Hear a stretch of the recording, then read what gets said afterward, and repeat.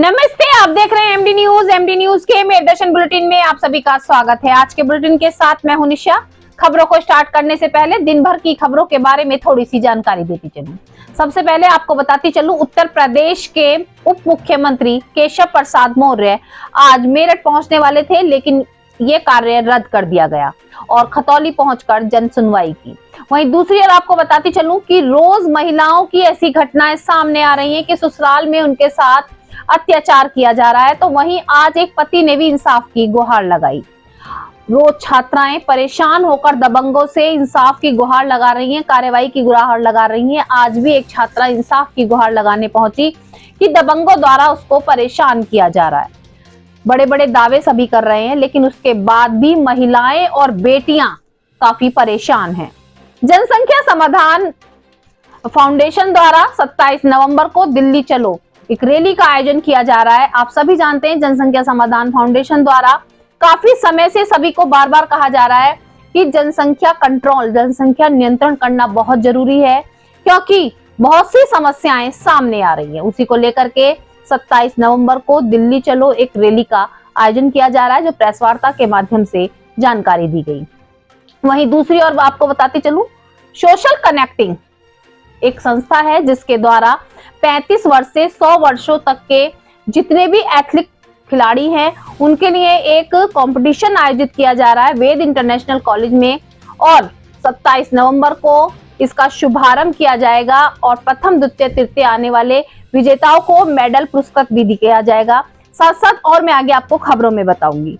दूसरी ओर आप सभी जानते हैं, स्क्रैप का व्यापार सोतीगंज से बंद कर दिया गया है, लेकिन उसके बाद भी जहां टीपी नगर थाने में कुछ सरकारी चीजों को खरीदकर स्क्रैप का व्यापार करते हैं, तो वहां पर कुछ लोग अपनी दबंगाई दिखाकर उनको परेशान कर रहे हैं। जी हां, आज टीपी नगर थाना क्षेत्र के स्क्रैप व्यापारी इंसाफ की गुहार लगाने एसएसपी कार्यालय पहुंचे।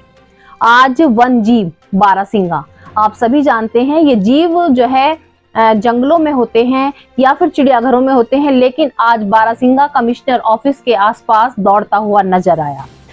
बार बार वन्य जीव क्यों शहर में नजर आ रहे हैं, इसको लेकर भी चिंता जताई जा रही है। वन विभाग की टीम पहुंची और बारहसिंगा को पकड़ने का पूरा प्रयास किया। आगे मैं आपको खबरों में दिखाऊंगी। दूसरी ओर नगर निगम की बैठक में आज बजट पास हो गया है और मेरठ को स्मार्ट सिटी बनाने के लिए कार्य बहुत जल्दी शुरू होंगे। तो जुड़े रहे मेरठ दर्शन के साथ, देखते रहे मेरठ दर्शन। सबसे पहले नजर डालते हैं आज की हेडलाइंस पर, जिसके प्रायोजक हैं जूम डिजिटल मूवी वर्ल्ड। मेरदर्शन समाचारों के इस भाग के प्रायोजक हैं खेमचंद पहलवान, पूर्व सदस्य उत्तर प्रदेश कांग्रेस कमेटी व अध्यक्ष गांधी मार्ग व्यापार संघ मेरठ।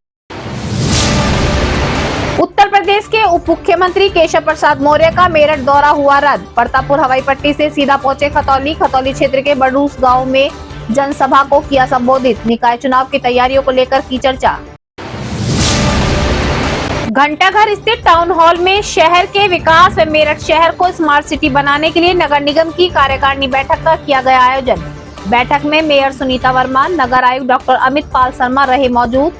796 करोड़ रुपए का बजट हुआ पास। मेरठ में बॉटनिकल पार्क बनाने का प्रस्ताव भी हुआ पास।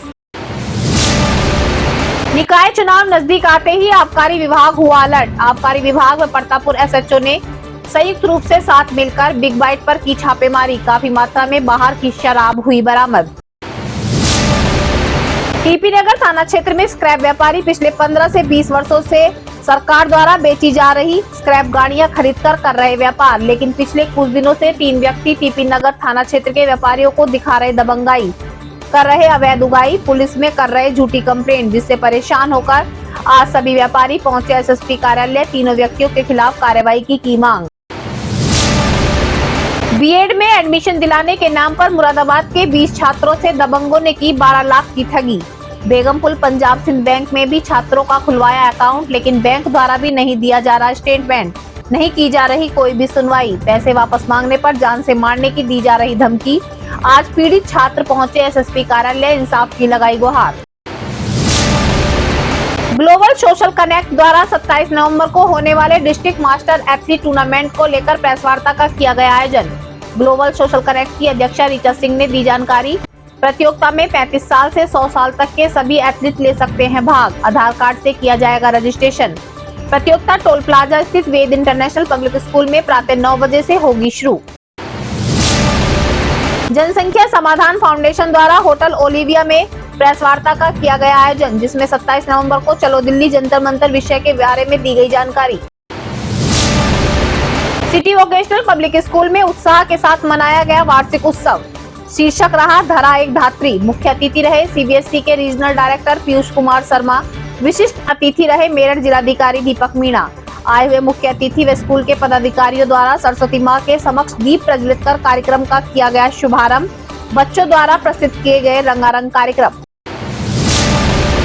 थाना नौचंदी क्षेत्र निवासी नेत्रहीन नाबालिग युवती अपने सगे भाइयों के खिलाफ कार्रवाई की मांग को लेकर पहुंची एसएसपी कार्यालय। कहा भाई करते हैं मारपीट, चोरी का इल्जाम लगाकर घर से निकाला, बनाते हैं अश्लील वीडियो। थाना बहसुमा जुमेरात मोहल्ला निवासी एक विवाहिता इंसाफ के लिए पहुंची एसएसपी कार्यालय। कहा ससुराल पक्ष द्वारा लगातार किए जा रहे अत्याचार, दहेज की मांग कर जान से मारने की दी जा रही धमकी। थाने में कई बार कर चुकी कंप्लेंट, दे चुकी ज्ञापन, अभी तक नहीं हुई कोई भी कार्रवाई। ससुराल पक्ष पर कार्रवाई कर दिलाया जाए इंसाफ। रोज छात्राओं के साथ दबंग दिखा रहे दबंगाई। आज फिर एक युवती पहुंची एसएसपी कार्यालय। खुद दबंगों के खिलाफ कार्रवाई की मांग। कहा 15 दिन से राह चलते कर रहे परेशान, तेजाब डालने की दे रहे धमकी। गंगानगर स्थित आईएमटी विश्वविद्यालय में बढ़ रही दबंगाई। रोज छात्रों के साथ मारपीट की घटना आ रही सामने। 24 नवंबर को भी छात्रों के 2 गुटों में जमकर हुई मारपीट। छात्र को नहीं मिला अभी तक इंसाफ। आज छात्र पहुंचा एसएसपी कार्यालय, इंसाफ की लगाई गुहार। सिविल लाइन थाना क्षेत्र में कमिश्नर ऑफिस के पास अचानक एक बारहसिंगा भटकता हुआ आया नजर। जलकल विभाग के कर्मचारियों के घर में घुसा, मचा हड़कंप, लगी भीड़। सूचना पर पहुंची वन विभाग की टीम। बारहसिंगा को पकड़ने का किया प्रयास। भीड़ को देखकर घबराया बारहसिंगा इधर उधर भागने का कर रहा प्रयास। लोगों ने बनाई वीडियो, जमकर की वायरल। आरजी पीजी कॉलेज में कंप्यूटर एप्लीकेशन विभाग के तत्वाधान में अंतर्राष्ट्रीय दिवस application of violence against women के उपलक्ष्य में अंतर विश्वविद्यालय व अंतर विभागीय पोस्टर मेकिंग प्रतियोगिता का किया गया आयोजन, जिसमें 31 छात्राओं ने बढ़ चढ़कर दिखाई प्रतिभा। प्रथम, द्वितीय, तृतीय आने वाली छात्राओं को किया गया पुरस्कृत। कॉलेज की प्राचार्य द्वारा सभी छात्राओं द्वारा पोस्टर के माध्यम से दर्शाए गए महिला सशक्तिकरण की सराहना। हापुड़ अड्डे चौराहे पर चलते बुजुर्ग के साथ 3 हथियारबंद दबंगों ने बेरहमी से की मारपीट। 60,000 रुपए लूटे। मौके पर पहुंची पुलिस। बुजुर्ग को गंभीर हालत में अस्पताल में कराया भर्ती। एक आरोपी को किया गिरफ्तार। पति ने अपनी पत्नी को प्रेमी के साथ रंगरलिया मनाते रंगे हाथों पकड़ा। प्रेमी मौके से फरार। ससुराल वालों ने पति को ही जमकर पीटा। घायल अवस्था में पति पहुंचा थाने। पत्नी ने भी पति पर लगाए गंभीर आरोप। पुलिस लगी जांच में। अब खबरें विस्तार से। सबसे पहले आपको बताती चलूं कि उत्तर प्रदेश के उप मुख्यमंत्री केशव प्रसाद मौर्य आज मेरठ पहुंचकर सर्किट हाउस में एक बैठक करने वाले थे, लेकिन यह कार्यक्रम रद्द हो गया। और आपको ये बताती चलूं कि परतापुर हवाई पट्टी उतरने के बाद उप मुख्यमंत्री खतौली पहुंचे। वहां पर उन्होंने जन सुनवाई की। भाजपा के नेताओं द्वारा उनका भव्य स्वागत भी किया गया। तो जैसे जैसे निकाय चुनाव नजदीक आ रहे हैं, तो सभी अपनी पार्टियों को जहां मजबूत करने के लिए तैयारी कर रहे हैं, तो वहीं नेता, उपनेता, मुख्यमंत्री, उप मुख्यमंत्री पहुंच रहे हैं और अपने अपने तरीके से सभी के साथ चर्चा कर रहे हैं। मैं आपको बताती चलूं, हमारे उत्तर प्रदेश के मुख्यमंत्री भी मेरठ पहुंचने वाले हैं जल्दी, जिसको लेकर के तैयारियां शुरू कर दी गई हैं।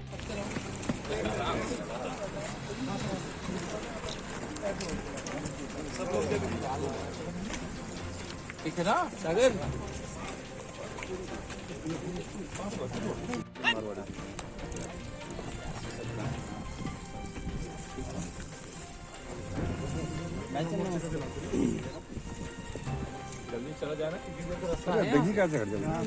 अब मैं आपको बताती चलूं, मेरठ को स्मार्ट सिटी बनाने में सभी पूर्ण रूप से तैयारियों में लगे हुए हैं और चाहते हैं कि मेरठ स्मार्ट सिटी बन जाए। एक और तो आप देख रहे हैं कि मेट्रो का काम बहुत तेजी से चल रहा है। दूसरी ओर हर चीजों की पूर्ण रूप से तैयारी की जा रही है। तो आज भी मैं आपको बताती चलूं, घंटाघर टाउन हॉल में आज एक नगर निगम के पदाधिकारियों के साथ एक बैठक का आयोजन किया गया, जिसमें मेयर सुनीता वर्मा व नगर आयुक्त अमित पाल शर्मा मौजूद रहे और 796 करोड़ का बजट पास हुआ। जो स्मार्ट सिटी बनाने के जो स्मार्ट सिटी में कार्य करने के लिए उपयुक्त होगा। और आपको ये भी बताती चलूं कि एक ऐसा पार्क भी मेरठ में बनने जा रहा है जो सभी के लिए बहुत उपयोगी होगा। हमारा एक्ट है, एक ही एक्ट है और एक्ट से बड़ा कुछ भी नहीं होता, 146 उसमें साफ साफ लिखा है कि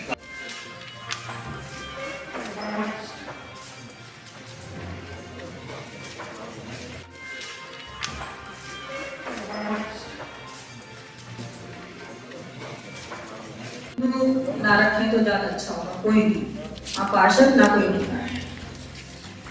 मीटिंग की कार्रवाई आगे बढ़े। बजट कंपेयर करो जो मेरा अनुभव रहा है उससे मैं कंपेयर करूं तो हमारा बजट खाली निगम निधि और निगम निधि पर जो हमारे निगम के अपने काम यानी योजनाओं से बाहर अनुदान क्या निर्णय कर रहे हैं ठीक है सर। बट सर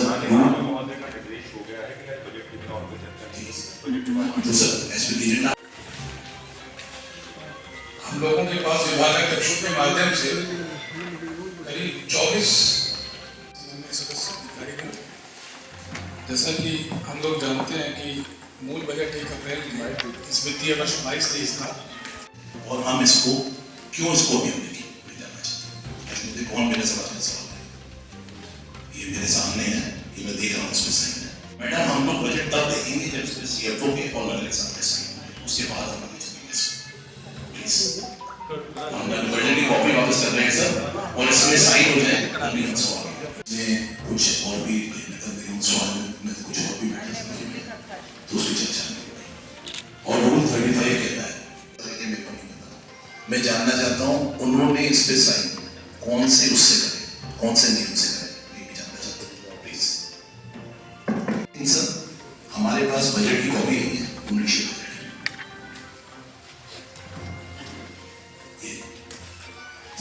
निकाय चुनाव नजदीक आते ही मैंने आपको पहले भी दिखाया था कि अवैध तरीके से शराब बनाई जाने लगी है और विदेशी शराब भी इकट्ठी की जा रही है। सूचना पर मैं आपको बताती चलूं, आबकारी विभाग के अधिकारी व परतापुर एसएचओ ने बिग बाइट रेस्टोरेंट पर छापेमारी की। छापेमारी के दौरान वहां से काफी मात्रा में विदेशी शराब बरामद हुई। आपको बताते चलूं, आबकारी विभाग अब अलर्ट हो चुका है और कहीं से भी अगर सूचना मिल रही है अवैध रूप से शराब बनाने की या शराब की बिक्री की तो तत्काल छापेमारी की जा रही है। मेरा नाम राजेश आर्य है, मैं आबकारी निरीक्षक सेक्टर 1 मेरठ के पद पर तैनात हूँ। आज हम लोग नियमित प्रवर्तन कार्य के दौरान बिग बाइट देवरथ होटल में ओकेजनल बार जो लिया गया था उसमें मदिरा के स्टॉक के सत्यापन के लिए पहुंचे तो वहां पे बार काउंटर पे पाया गया कि दूसरे राज्य की मदिरा जो दिल्ली में बिक्री हेतु परमिट है उसको ओकेजनल बार के आड़ में वहां पे उपभोग करवाया जा रहा था, जो कि गलत है। वहां पर उस मदिरा को जिसमें कुछ पूरी तरीके से खाली हो गई थी, कुछ बोतल जो है सील्ड पैक थी, उसको आबकारी व परतापुर पुलिस द्वारा अपने कब्जे में लिया गया तथा सभी संबंधित के विरुद्ध आबकारी अधिनियम की सुसंगत धारा में थाना परतापुर में अभियोग दर्ज कराया गया। सर किसका होटल है ये? होटल मालिक का नाम मालूम नहीं है, लेकिन जो होटल का मैनेजर है आलोक शर्मा नाम है, उसका नाम भी अभियुक्त के रूप में शामिल किया गया है। सोतीगंज में गाड़ियों का कटान होता था, ये तो आप सभी जानते हैं। अवैध रूप से काफी समय से वहां पर कार्य चल रहा था, जिसको लेकर पुलिस अलर्ट हुई और अवैध रूप से हो रहे कार्य को बंद कराया गया। लेकिन दूसरी ओर आपको बताती चलूं, टीपी नगर थाना क्षेत्र में भी काफी व्यापारी 15 से 20 वर्ष उनको हो चुके हैं और वहां पर स्क्रैप का कार्य कर रहे हैं। लेकिन उन व्यापारियों का कहना है कि कुछ दिनों से 3 लोग वहां पर पहुंच रहे हैं और अपनी दबंगाई दिखाते हुए स्क्रैप व्यापारियों से अवैध उगाई कर रहे हैं। साथ साथ अवैध उगाई के करने के साथ साथ उनको धमका भी रहे हैं और गलत इल्जामों में फंसाने की भी धमकी दे रहे हैं। पुलिस में भी उनकी झूठी कंप्लेंट की जा रही है। आज सभी स्क्रैप व्यापारी एसएसपी कार्यालय पहुंचे और इंसाफ की गुहार लगाई। उन्होंने साफ साफ कहा कि वो पुलिस को पूर्ण रूप से सहयोग करेंगे और सरकार द्वारा बेचा गया स्क्रैप ही वो खरीदते हैं। जो नगर निगम की गाड़ियां होती हैं, परिवहन निगम की बसें होती हैं, ट्रक होते हैं और भी जो चीज सरकार द्वारा नीलाम की जाती है वो उसी को खरीदते हैं, उसी के स्क्रैप का कार्य कर रहे हैं। और भविष्य में भी अगर कोई भी व्यापारी या कोई भी इस तरीके का गलत कार्य करेगा तो वो पुलिस को खुद सहयोग करेंगे। लेकिन 3 लोग जो उन्होंने नाम दर्ज बताए हैं वो काफी समय से उन्हें परेशान कर रहे हैं। उन पर कार्रवाई के लिए आज एक ज्ञापन सौंपा। सारा सही काम होता है। इसके व्यापारी हैं, कोई लकड़ी व्यापारी, कोई ट्रांसपोर्टर है, कोई टायरों का काम करता है। एक है संदीप टिटोरिया और दूसरा है रवि कालिया। जो संदीप टिटोरिया है उसे पार्टी से निकाल तहरीर देता रहता है। कल भी उसने व्हाट्सअप करा है। कोई व्यापारी का टैंक कट रहा है लोहे का, उसकी वीडियो बना के कहता है कि शिकायत कर दूंगा। 2 नंबर का काम कर रहा है, बहुत ज़्यादा उत्पीड़न कर रहा, उत्पीड़न बहुत ज़्यादा। आज आए, हमने पहले भी तहरीर दी थी और अब भी इनके पास आए। पहले भी कोई सुनवाई नहीं हुई, अगुवाई कर रहा। पिछले 2 साल से परेशान कर रहा सबको। थाना पुलिस से जब शिकायत की थी तब थाने वालों की तो वो खुद शिकायत करता हो, वो तो पुलिस वालों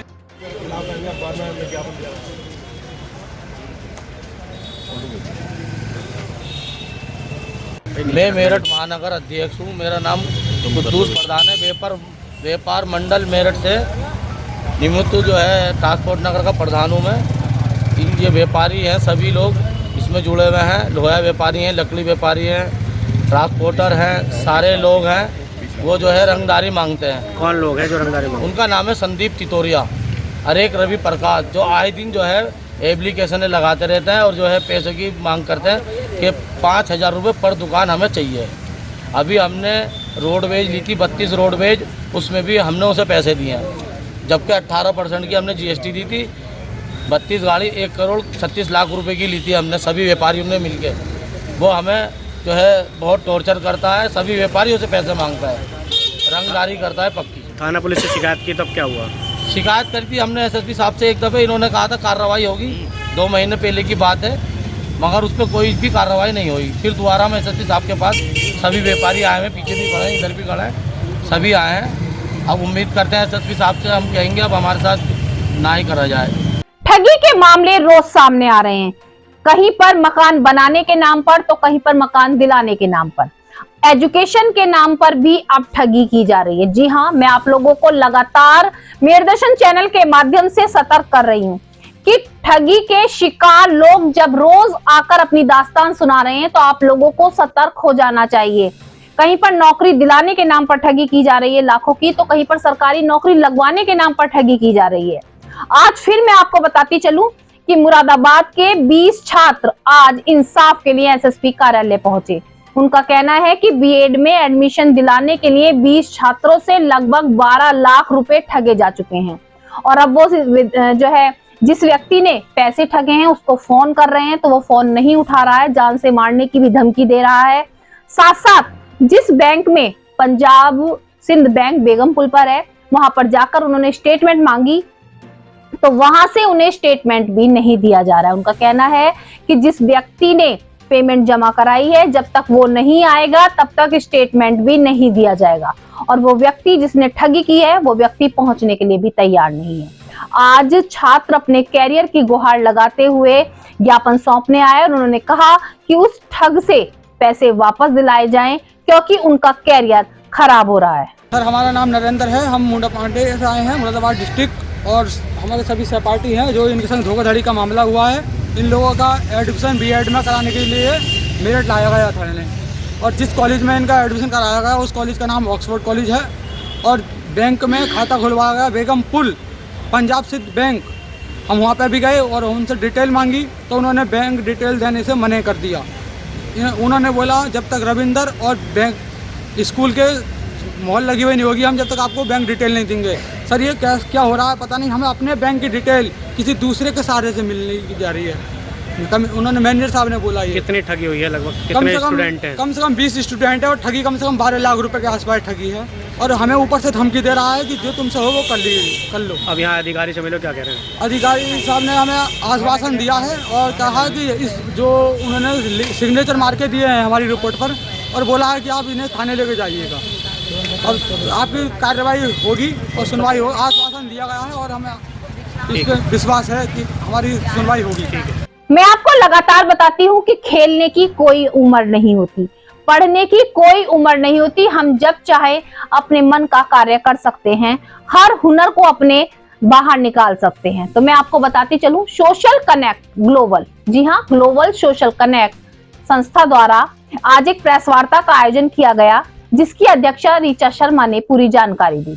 जानकारी क्या है वो भी आपको बताती चलूं कि एथलीट खिलाड़ी जो 35 साल से 100 साल तक के एथलीट खिलाड़ी हैं, उनके लिए 27 नवंबर को टोल प्लाजा के पास वेद इंटरनेशनल स्कूल में सुबह 9 बजे से एक टूर्नामेंट का आयोजन किया जा रहा है। जी हाँ, एक कंपटीशन कह सकते हैं, टूर्नामेंट कह सकते हैं, उसका आयोजन किया जा रहा है, जिसमें 35 साल से 100 साल तक के एथलीट खिलाड़ी भाग ले सकते हैं।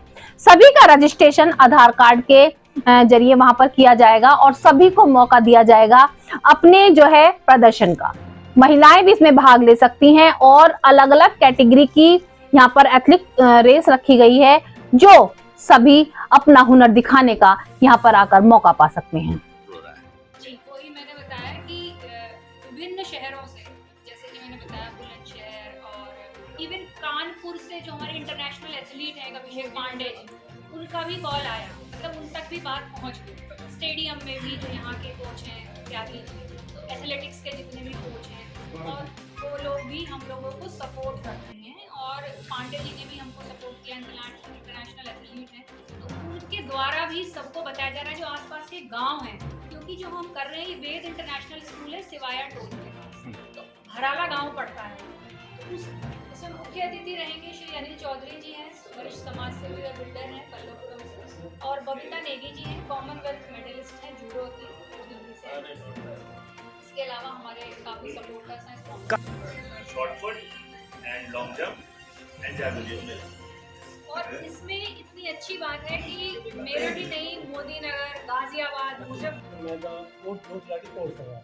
सारे डिस्ट्रिक्ट के सभी मेडल लेकर आ रहे हैं। पता ही नहीं कि मंडल कब होगा, डिस्ट्रिक्ट स्टेट कब होगी, ये होती क्या है जी। फिर उसी बार वहाँ पे देखते हुए 35 साल से लेकर 100 साल तक की कैटेगरी है और जो गेम्स होने वाले हैं वो हैं पुरुषों के लिए 100 मीटर, 200 मीटर, 400 मीटर और 1500 मीटर, उसके साथ जैवलिन थ्रो। जी, ये प्रेस वार्ता जो है इस बार की गई है एथलेटिक्स टूर्नामेंट के उद्देश्य से की गई है। ये टूर्नामेंट 27 तारीख को दिन रविवार को वेद इंटरनेशनल स्कूल सिवाया टोल के पास वहाँ आयोजित किया जा रहा है और ये masters athletic association Uttar Pradesh के साथ global social connect joint venture में इसको करा रहा है और इसमें पूर्ण सहयोग जो जिला एथलेटिक एसोसिएशन है, मास्टर्स एथलेटिक एसोसिएशन, जिसके रविंदर जी अध्यक्ष हैं, इनका हमें सहयोग मिला, इनका हमें प्रोत्साहन मिला, तो हमें भी ऐसा लगा कि हमें भी इसमें पार्टिसिपेट करना चाहिए और अपने शहर के लिए कुछ करना चाहिए। ये टूर्नामेंट 35 साल से 100 साल के बीच जो लोग आते हैं, महिला एवं पुरुष, उनके लिए किया जा रहा है और इसमें कुछ ट्रैक एंड फील्ड की और रनिंग की इसमें इवेंट्स हैं, जैसे कि 100 मीटर, 200, 400, 800, 1500। इसके अलावा long jump, short put, discuss और जैवलिन थ्रो। तो उद्देश्य हमारा ये है कि यहाँ से, इस ज़िले से ज़्यादा लोग जाएं, आगे बढ़ें, स्टेट लेवल पे खेलें और अगर कहीं ना कहीं उनको मौका नहीं मिल पा रहा है तो हम वो उनको देने की एक कोशिश कर रहे हैं। ये उद्देश्य है। बढ़ती जनसंख्या बहुत हानिकारक है, तो आपको मैं लगातार बता रही हूँ। बढ़ती जनसंख्या के कारण परिवार में कलेश, बेरोजगारी, भुखमरी, बहुत सारी समस्याएं सामने आ रही हैं। जनसंख्या समाधान फाउंडेशन द्वारा हमेशा ज्ञापन भी सौंपा जा रहा है, बार बार आवाज उठाई जा रही है कि जनसंख्या नियंत्रण के कानून बनाए जाए। लेकिन आज मैं आपको बताती चलूं, जनसंख्या फाउंडेशन द्वारा आज एक प्रेस वार्ता का आयोजन किया गया, जिसमें 27 नवंबर को सभी दिल्ली जंतर मंतर पर पहुंचकर एक धरना प्रदर्शन करेंगे, जिसको लेकर के उन्होंने पूरी जानकारी दी कि चलो दिल्ली जंतर मंतर पर पहुंच करके सभी जो है वहां पर प्रदर्शन करने वाले हैं कि बढ़ती जनसंख्या पर रोक लगाई जाए। और उसके लिए सभी से उन्होंने आग्रह किया कि सभी आगे बढ़ें और इस नेक काम में सभी साथ दें। भारत माता की जय, वंदे मातरम, वंदे मातरम। 27 तारीख को दिल्ली चलेंगे, दिल्ली चलेंगे, दिल्ली चलेंगे। 27 तारीख को दिल्ली चलेंगे, दिल्ली चलेंगे, दिल्ली चलेंगे। भारत माता की जय, भारत माता की जय। फाउंडेशन की बढ़ती जो आबादी है देश की बर्बादी है, बढ़ती जो आबादी है देश की बर्बादी है। मोदी जी तुम कलम उठाओ, हम तुम्हारे साथ हैं। जनसंख्या समाधान फाउंडेशन की प्रस्तावित महारैली, जो निर्णायक महारैली जंतर मंतर पर दिल्ली में होने जा रही है, जनसंख्या नियंत्रण कानून की मांग के लिए मेरठ से लगभग 100 बस विभिन्न क्षेत्रों से जा रही हैं। जैसा कि विदित है, राष्ट्रीय प्रभारी, प्रदेश प्रभारी, राष्ट्रीय उपाध्यक्ष रविंद्र गुर्जर जी, चौधरी चयन सिंह बालियान जिलाध्यक्ष जी, विनोद भाटी जी चेयरमैन और राष्ट्रीय सचिव जनसंख्या समाधान फाउंडेशन, प्रदेश संयोजक दीपक जी, नवीन जी, सभी लोग, सचिव प्रदेश, सभी लोग पूरे के पूरे यहाँ संगठन के रूप में लगे हुए हैं और लगभग 100 बसें ले जाने का दिल्ली में प्रस्ताव है। ऐसा आभास है कि जहाँ जंतर मंतर पे बड़ी से बड़ी संख्या में लोग इकट्ठे होंगे, क्योंकि विभिन्न आंदोलन किए हैं और ये आंदोलन निर्णायक होगा। इस आंदोलन से उम्मीद है कि सरकार की कान खुलेंगी और जल्दी से जल्दी जनसंख्या नियंत्रण कानून बन के हमारे सामने आएगा। स्कूल कॉलेजों में वार्षिक उत्सव शुरू हो चुके हैं। जी हाँ, जगह जगह पर बच्चों के पूरे साल के बाद उनका जो है कह सकते हैं सांस्कृतिक कार्यक्रमों का आयोजन किया जा रहा है, रंगारंग कार्यक्रमों का आयोजन किया जा रहा है। आज मैं आपको बताती चलूं, सिटी वोकेशनल पब्लिक स्कूल में भी वार्षिक उत्सव का आयोजन किया गया, जो काफी उत्साह के साथ सभी ने किया। आज जो मुख्य अतिथि रहे वो सीबीएसई के डायरेक्टर रहे, साथ साथ आज विशिष्ट अतिथि में मेरठ जिला अधिकारी दीपक मीणा भी पहुंचे। सभी से पहले आज प्रधानाचार्य, स्कूल के पदाधिकारी व सभी आए हुए अतिथियों ने सरस्वती माता के समक्ष दीप प्रज्वलित करके कार्यक्रम का शुभारंभ किया। और आज के जो वार्षिक उत्सव का मेन वो था धरा ही धरात्री। जी हाँ, और उसी को लेकर के आज छोटे छोटे बच्चों ने अपने सुंदर सुंदर गानों के माध्यम से सभी का मन मोह लिया। रंगारंग कार्यक्रम प्रस्तुत किए गए, सरस्वती वंदना, गणेश वंदना प्रस्तुत की गई और आए हुए अतिथियों ने बच्चों के उत्साह की काफी सराहना भी की। Was established in 1990 by the respected founder, late Sri Chandra Sen Agarwal ji, beginning with the first student, Shivani Agarwal. Yes. George Willie Curtis rightly said, "It is not the ship so much as the wholesome package of attitude, challenge and opportunity." The year 2022-23 as but the school came up as a full-fledged senior secondary institution, imparting quality education to the. After his masters, he began working with the Defense Accounts Department in Delhi. Sir continued to shower his unbiased, candid, and exuberant services to the society. Sir continued to shower his unbiased, candid, and exuberant services to the society. Seems to be connected with action. Successful people keep moving. They make mistakes, but they don't.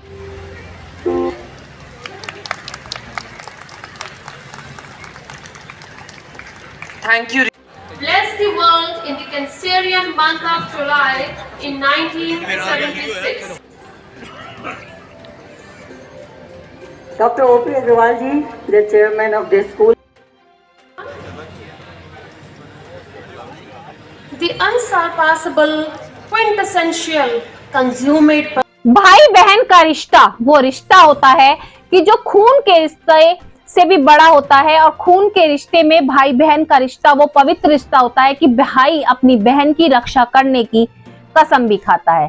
लेकिन आज एक नेत्रहीन नाबालिग युवती इंसाफ के लिए SSP कार्यालय पहुंची, अपने ही सगे भाइयों के खिलाफ कार्रवाई की मांग की। मैं आपको पूरा मामला बताती चलूं।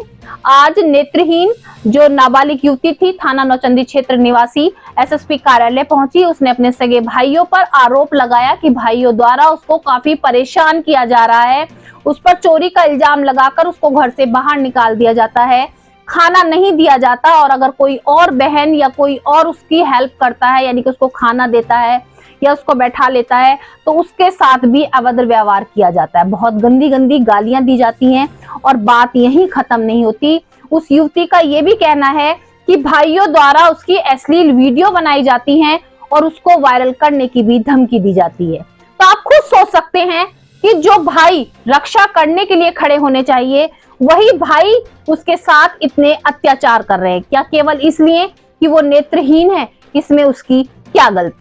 का नाम है मेरा। क्या हुआ आपके साथ? आप एसएसपी ऑफिस पर यहाँ आई हो, क्या मामला हुआ है? सर मामला यही है कि मुझे रखना नहीं चाहते, घर के अंदर से बाहर निकालते हैं और मेरी बहनें साथ देती हैं तो उनके साथ मारपीट करते हैं ये लोग। कौन नहीं रखना चाहते आपको? ये महेश और राजेश हैं। कौन है ये? ये मेरे सगे भाई हैं दोनों, और मेरी बड़ी बहन है संगीता, वो इनका साथ देती है। क्या कहते हैं आपसे? यही कहते हैं कि तू अपनी मजबूरी का फ़ायदा उठाती है और मुझे घर से बाहर निकालते, कहते जाके भीख मांग, तुझे तो कटोरा लेके भीख मंगवाऊंगा, मैं अंधी है तू और तेरी आंखें फोड़ दूंगा दोबारा से, ऐसी ऐसी बातें मुझको बोलते हैं। रातों को 11-11 बजे ड्रिंक करके नशा करके बदतमीजी बोलता है, गाली बकता है माँ बहन की गंदी गंदी। क्या शिकायत करी, मतलब शिकायत पर कहाँ बिठाया था आपको? कुछ शिकायत पे जी नौचंदी थाने गए थे हम। नौचंदी थाने में कुछ सुनवाई नहीं होती और बिठा के रखते हैं जब तक पैसे ना दो तब तक। कब कितने मतलब घंटे बिठाया थाना नौचंदी में? जी 11 बजे से रात के 8:30 बजे तक। कोई महिला कांस्टेबल ले गई थी आपको? हाँ जी, चांदी नाम था उनका। तो अब यहाँ पे आप आए हो, यहाँ अधिकारी से मिलो, क्या कह रहे हैं वो? सर उन्होंने तो महिला थाने के लिए लिख दिया, लेकिन सर मैं चाहती हूँ मेरी सुनवाई मीडिया तक हो और निकले, मैं यही चाहती हूँ। ऐसे कुछ भी नहीं होता, कहीं से सुनवाई नहीं होती मेरी। तो क्या क्या दिक्कत होती है परिवार में? खाना देते हैं, नहीं देते? जी नहीं देते खाना वाना, जो रखते हैं उनको भी उनके बच्चों के साथ वारदात करते हैं, उन्हें भी धमकी देते हैं उनके बच्चों को मारने की। चोरी का आरोप क्या लगा था आप पे? फोन का क्या था? कि इसने मेरा फ़ोन चुराया, उसमें मेरा प्रूफ है, बताओ मैं इनका फ़ोन कहाँ से चुरा लूँगी, जबकि ये मेरे साथ वीडियो बनाते हैं उस फ़ोन के अंदर, इन्होंने पता नहीं कहाँ वो फ़ोन दुख पाया। और बताओ मैं इनका फ़ोन कहाँ से चुरा लूँगी, मैं कहाँ ले जाऊँगी, मुझे चलाना भी नहीं आता। ठीक है। अब मैं आपको बताती चलूं वो खबर जो मैं मेरदर्शन चैनल के माध्यम से लगातार पिछले 1 हफ्ते से दिखा रही हूँ। जी हाँ, विवाहिताओं से जुड़ी खबर या छात्राओं से जुड़ी खबर। दहेज के लोभी आज भी विवाहिताओं को चैन से नहीं रहने दे रहे हैं। लगातार कोई ना कोई एक ऐसी खबर रोज आ रही है कि जिसमें विवाहिताओं के ऊपर अत्याचार किया जा रहा है, उनको घर से मारकर बाहर निकाल दिया जा रहा है या उनको जान से मारने की धमकी दी जा रही है। आज ही मैं आपको बताती चलूं, थाना बहसुमा क्षेत्र के जुमेरात मोहल्ला निवासी एक विवाहिता इंसाफ के लिए एसएसपी कार्यालय पहुंची। विवाहिता का कहना है कि दहेज की मांग को लेकर आए दिन उसके साथ मारपीट की जा रही है। उसके परिवार जो ससुराल पक्ष के लोग हैं उसे जान से मारने का बार बार प्रयास कर रहे हैं। उसे घर से निकाल दिया जाता है, लेकिन उसके बाद भी वो घर पहुंचती है तो उसके साथ अत्याचार किए जा रहे हैं। आज इंसाफ के लिए एसएसपी कार्यालय पहुंचकर उसने कहा कि कार्रवाई की जाए। तो आप देख रहे हैं कि रोज आए दिन कोई ना कोई बेटी इस दहेज के लोभी जो जानवर हैं इनका शिकार हो रही है। मेरे पति, क्या नाम है आपका? मेरा नाम रूबी है। किस लिए आया जाए एसएसपी ऑफिसर? क्या पूरा मामला है बताइए। मैं आई हूँ, मतलब ससुराल वाले परेशान करते हैं और मारते पीटते हैं, इल्ज़ाम लगाते हैं, जेठ जबरदस्ती करते हैं, बोलते कि हमारे पास रहना है। कहाँ की रहने वाली हो आप? मैं बहसुमा की रहने वाली हूँ। कब आपकी शादी हुई थी और कितने साल आपकी शादी को हो चुका है? 24 जून को शादी हुई थी। इसी 24 को, मतलब 1 साल हो गया है पूरा शादी को। किस लिए ऐसा कर रहे हो? दहेज के लिए मांग करते हैं कि शादी का जो पैसा मिला है वो दो, सरकार देती है, उसे लेके आओ, तुमने भरा होगा फार्म, ऐसा बोलते हैं। फिर बोलते हैं कि गाड़ी छोटी है, बड़ी लेके आओ। थाना पुलिस से शिकायत की तो थाना पुलिस ने क्या किया अब तक इसमें? कुछ नहीं किया उन्होंने। अब आप अंदर मिले हो अधिकारी उन्होंने से? बोला है कि जब तारीख लग रही है तो तारीख लगाओ। तारीख मैं जा रही हूँ, पर मैंने 3 तारीख कर चुकी हूँ, आते नहीं है। और बोलने की अभी 2-3 तारीख मैंने कि वो नहीं आने की, और धमकी और देते हैं कि मतलब बदनाम कर देंगे, इल्ज़ाम लगा देंगे, फ़ोन कर करके मतलब धमकी देते हैं। और वैसे कोई मतलब समझौते के लिए कोई फ़ोन नहीं आता। तो फिर अब मैंने बोला है कि कुछ कार्रवाई करो, तो बोल रहे हैं कि चलो मैं लिखता हूँ कार्रवाई के लिए। वहीं दूसरी ओर आपको बताती चलूं, छात्राओं के साथ भी रोज घटनाएं हो रही हैं। अभी मैंने आपको कल भी दिखाया, परसों भी दिखाया, लगातार दिखा रही हूँ और आज फिर बता रही हूँ कि आज फिर एक छात्रा अपनी माता के साथ इंसाफ की गुहार लगाने पहुंची। छात्रा का कहना है कि 15 दिन से उसको 2 युवक काफी परेशान कर रहे हैं, उसके साथ छेड़छाड़ कर रहे हैं। शुरू में 1-2 बार तो उसने इग्नोर किया, कोई कंप्लेंट नहीं की, लेकिन जब ये हद पार कर गई कि लगातार ये हरकतें होने लगी तो आज वो एसएसपी कार्यालय पहुंची और इंसाफ की गुहार लगाई। अब बात यह है कि जो दबंग अपनी दबंगाई दिखाते हैं, उसके साथ छेड़छाड़ करते हैं, अब वो धमकी दे रहे हैं कि अगर उनकी बात नहीं मानी तो वो उस पर तेजाब डाल देंगे। तेजाब डालना तो मानो ऐसा लग रहा है जैसे कि पानी डाल देंगे। रोज ऐसी घटना सामने आ रही है। एक और तो बड़े बड़े दावे किए जा रहे हैं कि बेटियां सुरक्षित हैं, हर जगह बेटियों को सम्मान मिलना चाहिए, बेटियों को आगे बढ़ना चाहिए।